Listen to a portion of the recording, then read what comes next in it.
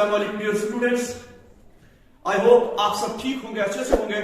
तो आज हम क्वेश्चन नंबर 1 को कंटिन्यू करते हैं और पार्ट बी इसका करते हैं, ठीक है ना। कल आपने इसके आईवी पार्ट तक सारे पार्ट्स किए, ठीक है ना। इस क्वेश्चन में क्या करना है, वही फैक्टराइजेशन करना है, ठीक है, बाय सिंप्लिफिकेटिंग मिडिल टर्म, ठीक है। यहाँ पर देखिए, यहाँ पर क्या दिया हुआ है, ठीक है, 100x² - 20x + 1 = 0, ठीक है। पहले स्टेप में हम क्या करते हैं, तो देखिए क्या करते हैं, पहले हम लिखेंगे 100 एज इट इज, ठीक है ना, क्योंकि हमने इसमें जो मिडिल टर्म है इसके बदले हमने दो टर्म्स लिखनी है, ठीक है। वो लिखनी है किसकी हेल्प से, 100 और ये जो कांस्टेंट 1 है इसकी मदद से, ठीक है ना।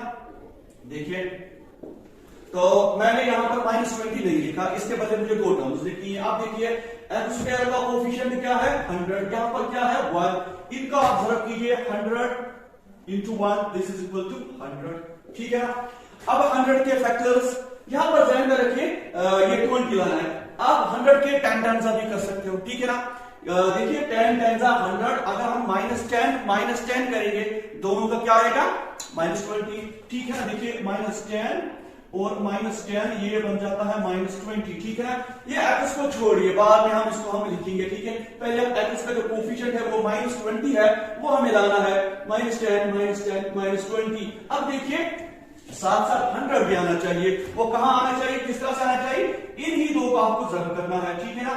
क्या वो 100 आएगा प्लस आएगा, तो देखिए माइनस प्लस 10 10 100, तो ये भी आ गया, दोनों आ गए, ठीक है।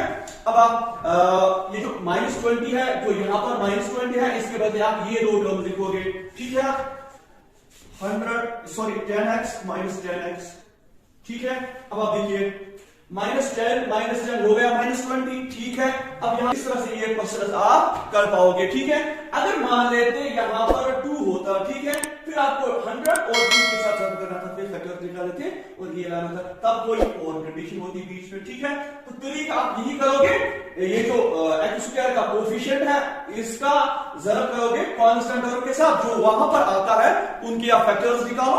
लेकिन इस तरह से फैक्टर्स निकालने हैं ताकि वो इस मिडिल टर्म के बराबर आना चाहिए जब हम दो टर्म्स इसको लिखेंगे यहां पर, ठीक है। अब यहां पर आपके सामने 4 टर्म्स आ गए, आप दो करके लीजिए, शाबाश, दो करके, ये दो यहां से देखिए और यहां से देखिए। अब आपको क्या करना है, पहली टर्म और दूसरी टर्म में कॉमन देखना है, ठीक है। पहले आप देखिए कांस्टेंट है कुछ कॉमन, यहां पर 10 है, यहां पर 100 है, तो कम से कम एटलीस्ट कॉमन क्या है 10, क्योंकि दोनों के पास वो होना चाहिए, उसी को कहते हैं कॉमन, ठीक है। तो जनाब 10 आ गया बाहर। अब दूसरा मत है कोई, इसमें एक x है, इसमें स्क्वायर है, तो कम से कम दोनों के पास क्या है, दोनों के पास कम से कम एक x है, वो भी बाहर चला जाएगा। तो अब देखना है अंदर क्या रहेगा। देखिए 100 का हमने 10 बाहर लिया, तो इसका मतलब 10 अंदर रहा, क्यों, ये ब्रैकेट है 10 10 100, ठीक है। अब x² एक तो बाहर है, दूसरा अंदर चला, ठीक है। अब यहां से देखिए माइनस 10 है सारा बाहर, ठीक। तो यहां पर क्या रहेगा, जब कुछ नहीं रहता तो 1, ठीक है, हो गया ये। अब जरा वापस कीजिए, जरा दोनों टर्म वापस आनी चाहिए, ठीक है। 10 टाइम्स 100 x² ऐसा, और इसी तरह से 10x × 1 10x, ठीक है।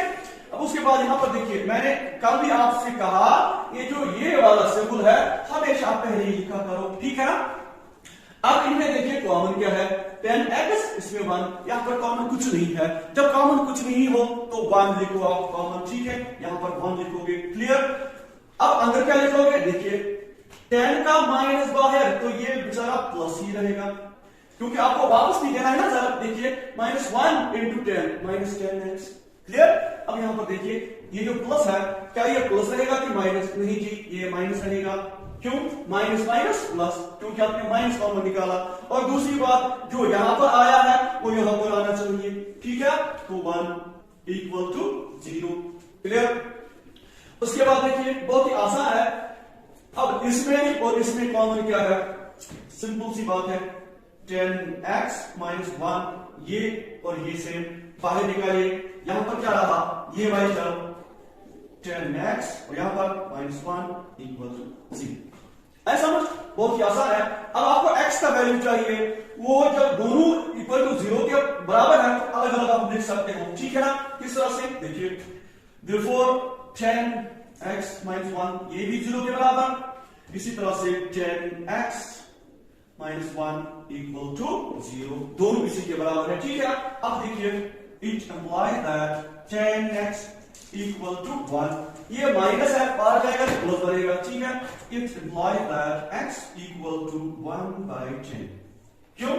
x का जो कोफिशिएंट है वो इसके साथ मल्टीप्लिकेशन में है, पार जाएगा तो डिवीजन में जाएगा, ठीक है, तो 1/10। इसी तरह से यहां पर it implies that 10x equal to, ये 1 जाएगा तो प्लस 1 के, it implies that x equal to 1/10। ये जनाब x के वैल्यूज है, अगर यही वैल्यूज आप इसमें पुट करोगे बराबर आएगा 0 के बराबर, ठीक है ना।